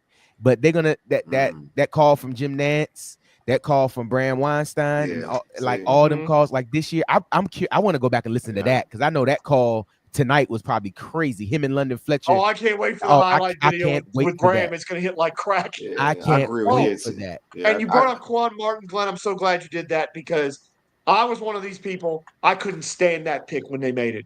I could not understand. And that first year, Quan Martin struggled, and I'm like, man, looks like we've thrown another second-round pick away. How about some redemption for Quan Martin? Man. Holy mackerel. What a player he's turned into. Yeah, I would say this. I mean, I think I did. Niner fans out here. Niner fans here. I knew this was coming soon as you got Peters as GM. Thanks, man. Appreciate it. Yeah, he's been great, man. Thank you, Jumpin' Jeff. Yeah. And Edward Koch, respect. Respect Edward Koch for what I would say this, like, for Quan, like, I like Quan. I liked everybody from that school. Illinois had some dogs on defense. I didn't think the pick was needed at that time because he's a safety. Like, he's a safety. And that time they had 2 safeties, and they were playing him in nickel. I was like, why are you playing on nickel? He's a safety. But again, it wasn't Quan's fault who coached him up. you got to a place, you got Dan Quinn, who's done well with if you look at Dan Quinn's track record as a defensive minded dude, his secondaries have typically been good or been like played a particular style. He got, they get turnovers, things of that sort. And he moved Quan to safety. So I had all faith that Quan would do well under Dan Quinn. So I knew like he would be all right. I just felt like, Quan making that play, I'm happy for him because he's been close a lot of times, and now he got to complete the play. He's been close a lot, but now completing the play and getting a pick six. And like Glenn said, it wasn't like I'm just getting a pick. He was like, oh, I'm trying to get some out of this. And you could see it. Like as he got, because when we all saw the pick initially, I'm sure we all were like, all right, he gonna probably get some good yardage. We didn't think we were gonna take it to the house. He house called that thing. So yeah, but I want to ask this question for all of y'all, because we've been gone like almost 2 hours, an hour and a half without even discussing this portion of it. Who gets your game ball? There's so many great plays. We talk about this as a team win. Somebody gotta get a game ball. Like this was a good team effort, but somebody gotta get some. I'm gonna start with Glenn. Glenn like he's ready. Answers on this. Glenn like he's ready. Go ahead. No, Glenn. man, this is hard, man. It's really hard to say who gets the game ball because I want to say Mikey, right? Because it's 2 interceptions with Paul Key. Got Mikey. Yeah, Paul right? said Mikey. I want to say Mikey. I want to say Mikey because Mikey's interception with Key, and I want to go Jayden. Jayden was engineered. He had no interceptions, didn't get sacked, wasn't flustered. So if I had to give a game ball, they usually give an offensive game ball and defensive game ball. Yeah. Offensively go to Jayden, and defensively goes to Mikey. That's a good one. What about you? I'm DH. I'm gonna go with you. Since you got the prop, I think it's only fair. I'm giving the game ball to Dan Quinn. I'm giving the game ball to the head coach. I like this one because he came up here and he said, "I don't care what y'all got. I'm gonna go out here and I'm gonna coach this team like I know how, and they're gonna run through a wall." I'm giving it to Dan Quinn because he has kept this ship going in the right direction, regardless of whatever adversity comes up, regardless of who goes down, regardless of what happens. It takes a good coach to get these guys where they are. So I'm going with Dan Quinn for my game ball. I like Utah. I like this. I like Cliff Kingsbury. I like that one. What about you, George? What about you, bro? New game ball. Oh gosh. Let's see. It's hard though. It's tough. Well, we got to give. I got to give Zach Ertz a game ball. Oh man, he has some big catches for us. Touchdown catch. I got to give him one. I'm going to give Joe Witt a game ball. Yes, sir. Because we've been hard. Everybody's been hard on Joe Witt, us included. I'm 5 turnovers tonight. I know they gave up a lot of yards and all that, but Detroit's a great offense. He gets a game ball, and my final game ball. You know what? It's got to go. Oh, this is tough. You know what? I'm going to give it to Dorrance Armstrong. That was because he had some huge plays in this game. Like I said, there's about 15 people you could give it to. Yeah. But yeah, Dorrance Armstrong, Joe Witt, and Zach Ertz would get. I'm giving those 3 guys. I like this one too because it's outside the box. Coleman, I thought Coleman played well too. That's a good one. I was hard on him last week and he did play well. All right, so I'm gonna give him my game ball. Like obviously, Jayden get the game ball every week, so I'm not gonna give Jayden the game ball. He can get one every week. I'm gonna go Brian Robinson Jr. because I think that he was a guy that was getting so much. Folks were like really ragging on B-Rob the last couple of weeks, saying like, "Oh man, we even said like, can we get Chris Rodriguez out there?" I was wondering like, and I still want Chris Rodriguez out there, but to a point where some people wanted Chris Rodriguez to replace Brian Robinson Jr. I didn't want to go that hard, but I get it. Like I understand because the results weren't there, right? But you got to get Brian Robinson Jr. averaged 5 yards per carry. It wasn't like he only had 15 carries, had 77 yards, so it's 5 yards a carry. And he had 2 touchdowns, like 2 rushing touchdowns. So he had a really good game. Like B-Rob, and when they ran the ball, then he ran with physicality. He looked like the old B-Rob. He wasn't worried about fumbling. You can tell. Like he was out there worried about getting yardage. That's the old B-Rob. That's a dude like it's hard to bring down. Like rather than like, all right, let me let me be focused on holding the football. So I would go with B-Rob. Who's Dujane had that too as well. What Dujane? Dujane said, man, B-Rob ran his butt off. Yeah, I agree, man. He was huge. I forgot, man. I got 2 more game balls to give out. All right, cool. I'm gonna read some more. Let me read what's won by Todd. I'm going to you, Glenn. Todd said De'Ami Brown, he was close to being required for drug testing. Show. All right, go ahead, Glenn. Yo, 1 game ball go to Jared Goff. Appreciate you. He deserves it. Thank you, Right? guys. He gonna throw it away. He gonna throw it to somebody else. And other game ball goes to whoever the 12th man was on the field for the Washington. Oh, man, that was great, man. Yo, Yeah. I appreciate you. Thank you for not paying attention. Facts. All right. That's coaching. That's the whole coaching staff too, bro. Dan Campbell, thanks for not calling timeout. Yeah, that's a coaching staff problem too. Like, you got to be smart enough to see, like, call timeout. It's so funny you bring that up because when Brady was hollering for a timeout, I thought he was saying Washington should take the timeout. I'm like, why should we take the timeout? Right. I had no idea they had 12 on the field. Yeah. Bruh, you get that ball, that game ball to Jared Goff, he gonna throw it to somebody else. Go ahead. I like Taj. Taj has one good one here too. Taj says low key ball. Game ball goes to Trent Scott. Yeah, man. He stepped in right. Cosme. He did, man. That's right. Trent Scott had himself quite a game. Yeah. Edward Coke said, gentlemen, your commanders rebuilt your team from top to bottom. Ownership, Josh Harris and Matt Johnson, general manager Adam Peters, head coach Dan Quinn, Jayden Daniels, Cliff Kingsbury, redemption story, and deep playoff run. Thank you, man. I appreciate that. So they brought winners in, man. When you bring winners in, you change the culture. Thanks, yeah, I agree. We did. And Deluxe talking about alignment is absolutely right because they, unlike previous regimes where somebody did something and somebody else didn't like it, you had people going to their favorite radio or newspaper people saying, "Oh, I didn't want so and so," or "I didn't like this guy." None of that. This organization was united behind taking Jayden Daniels, and you see the result. I'm watching ESPN. Cool? Go ahead, Glenn. I watching ESPN. They got this checkboard up, man, and it says, winning season. First win, last winning season was 2015. Check. Last playoff win, 2005. Check. Conference championship appearance, 1991. Check. The only thing I ain't checked on there was a Super Bowl appearance. I don't know. We might just get that check. We may be checking. We might be checking a lot of boxes. We may be checking a lot of boxes, but you know what I'm saying? From according to ESPN, we may be checking a lot of boxes. And I see Dan Campbell now. Good God, boy, he looked dejected. Because let me tell you, that ending of your season after you played the way that they've played all season, and then to come out here and literally just look terrible. Like I'd be crying too, bro. I want to hype my man DH real quick because I'm looking at the stats right now, and I know the question about. I'm going to still throw Diami shade out there, and folks kept saying like who's the number 2, blah blah blah, and I'll keep trying to say who's out there the most. Diami's out there more than the guy that folks like Olamide Zaccheaus. Olamide Zaccheaus had 0 receptions, 0 yards, and it's no knock on Olamide. He had 2 targets. That's it throughout the whole game. Diami had 8 targets.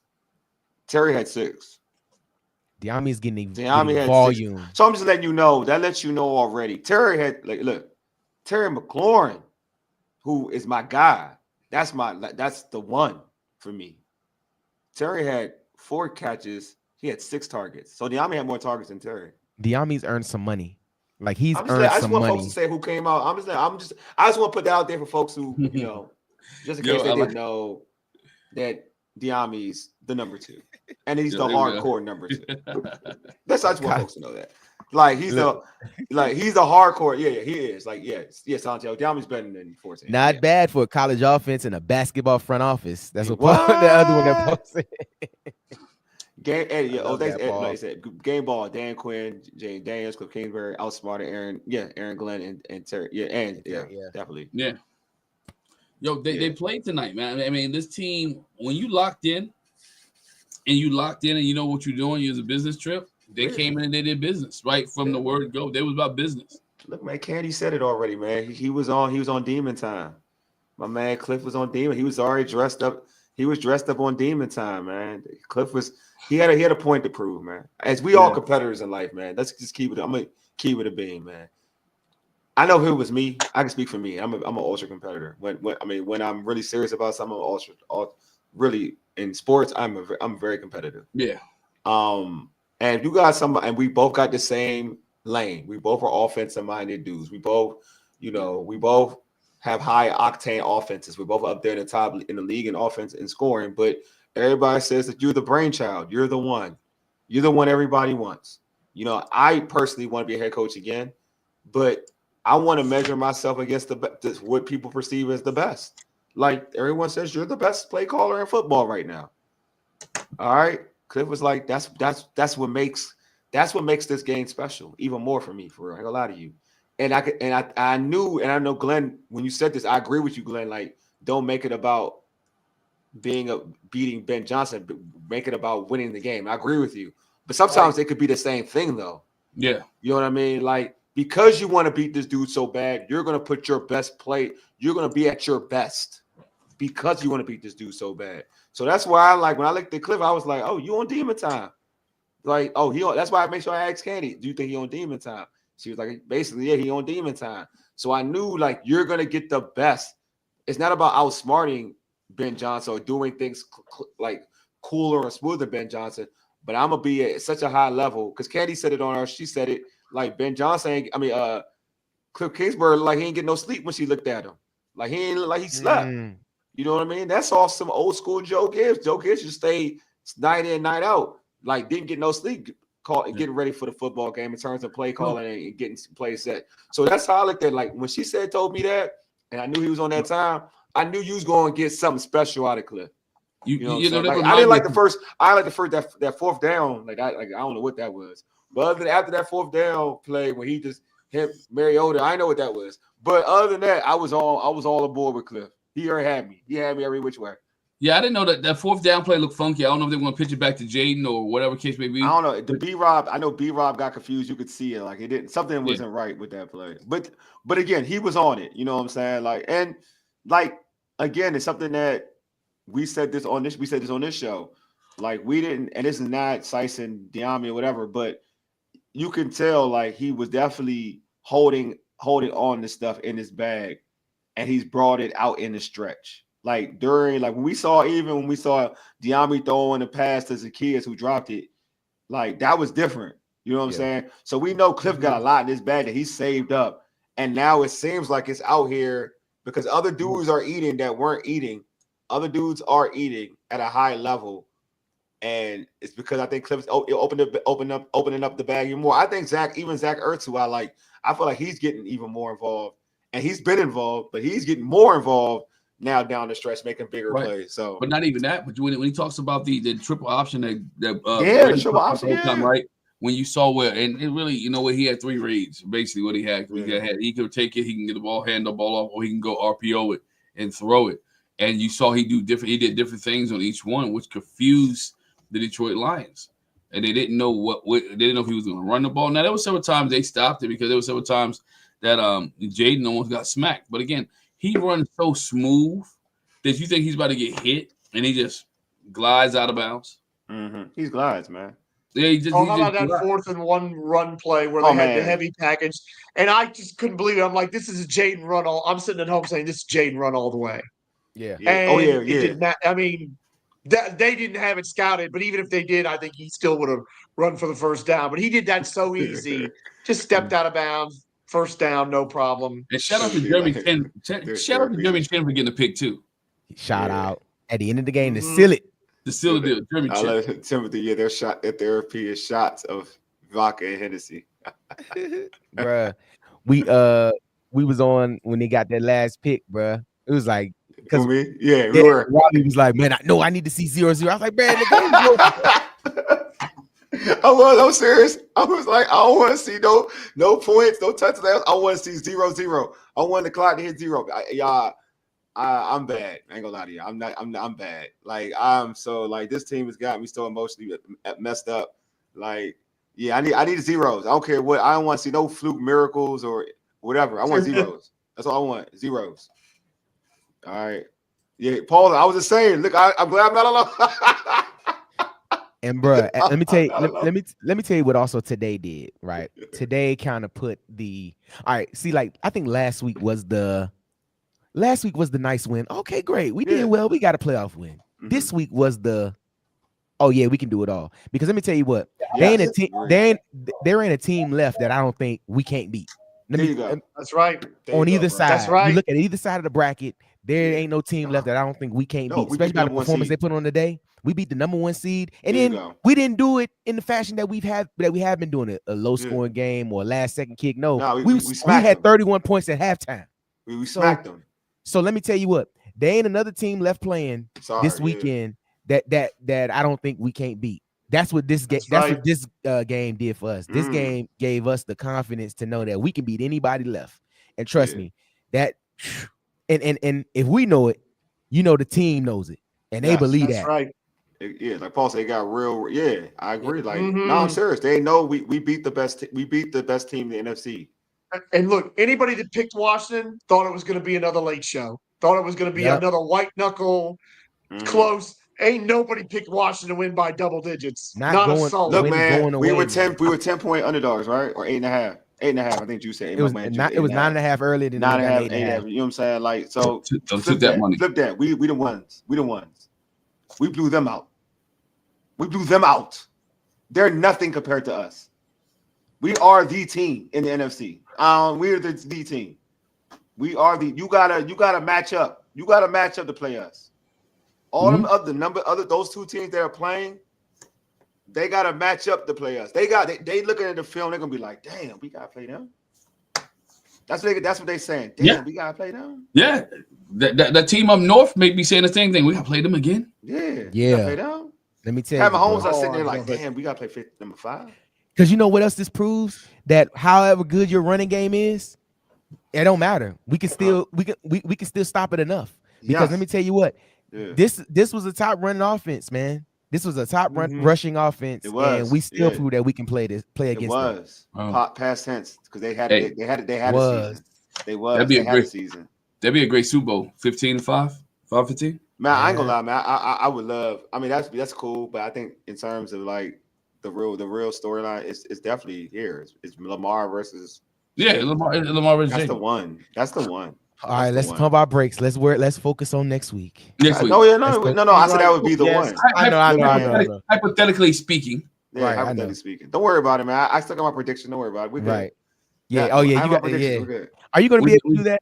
Yeah. Are you? I got it. It's easy. I'm consistent. I do it all for my team. I'll do whatever it takes for my team. That's that mentality. DH, if I can pick the Cowboys to beat the Commanders, yeah, I can do it. Okay, yeah. Say less. Exactly. And it's worked. So no hating. No. People online, they with me now. They understand. It's only one person that's not. They understand the reason. It's only one person. They're like, I can't believe he picked them. It's only Mike. It's only Mike on our chat that kind of like gets on me. Everybody else is now they see it. They're like, oh yeah, I see what you're doing. Keep it up. I ever had somebody hit me up and say, keep it up. Oh dang. Like we out here, bro. We out here. At this point, Anthony Armstrong about to be a permanent member of the afternoon. Exactly, bro. I'm telling you, dog, because he already texted me. He's like, yeah, I'll be on Friday. I'm like, bet. Yeah, I'm like, Slim, it's not happening, bro. Again, man, we've said it all, but this team has done so much more for me than they know, and I'm just so appreciative of them at this point. But now the appreciation's out the window. They've set an expectation that they're going to go out and play amazingly well, and they've done that tonight. This game showed me, like I said, that they can beat anybody that's left, and I firmly believe that next week they're not going to be underdogs. Next week they're going to be picked to win. They're going to be picked to win next week because now everybody's seen it. It's taking them 2 weeks. They said, oh well, the Bucks. That was like a consolation game. But you go up there into Detroit in a hostile environment, beat the number 1 team. Oh yeah, we picking you this time. Because everybody had went against us again and picked Detroit. Yeah, there's no way you can stop. No, if we're playing Philly, we'll be an underdog. If we're playing Philly, we'll be an underdog. Hey, that's fine. As long as we got on the white tops and burgundy bottoms, I trust us. Good. It don't even matter. It don't matter. Like it don't matter. We don't matter if we favor or not. You know what I'm saying? Like I feel like we're not going to any situation. It's us against the world, regardless. That's it. I think whoever we play, we're going to LA. We're going to LA. It's us against them, the world. Because you're gonna have people. You're gonna have people who going to favor them over us anyway. They're gonna love Matthew Stafford and Sean McVay. Yep. So okay, it's us against them. The Eagles, all right. They're gonna be the people gonna love them over us. Us against them. Let's go, bruh. They ain't believe us. They weren't believing in us before. Like they let them stay in their lane. We good. We don't believe in them either. You know what? And another thing, Paul said the championship colors. You know what? Ain't nobody complaining about how the jersey look. Ain't nobody complaining about that name. Ain't nobody complaining about nothing else. None of that crap matters. Because let me tell you what. Right. Because at the end of the day, whatever you want to call them, you're going to have to call us winners. because that's what we're doing right now. And I don't care what you want to say. You're gonna have to call us winners. That and it don't even matter. That Commanders rolled off people's tongue. Commanders. It's easy now. You gotta roll y'all some Commanders. Like, bro, I'm telling you, bro, it don't even matter now. Folks don't even care about. I mean, the game. They're gonna have a team at RFK. That's dope. But so we winning. They wouldn't even care about the stadium, man. That's what I'm saying. Like, we winning. Bruh, yo, I know we probably gonna wrap soon. I know we about to wrap up. We about to wrap up. Yeah. I went to work. I had to go back and pick up something at my job. I work on Benning Road, so I had to go back and pick up something, and it was nighttime. And I went to my job, and instead of just jumping around on 295, I said, let me roll around RFK just for nostalgic purposes. And I rolled around RFK, and I looked. I was like, man, I remember going to a game here. I went to a football game. I went to a baseball game here, and I was like, man, in a couple years, this site is going to be the mecca of football in this area.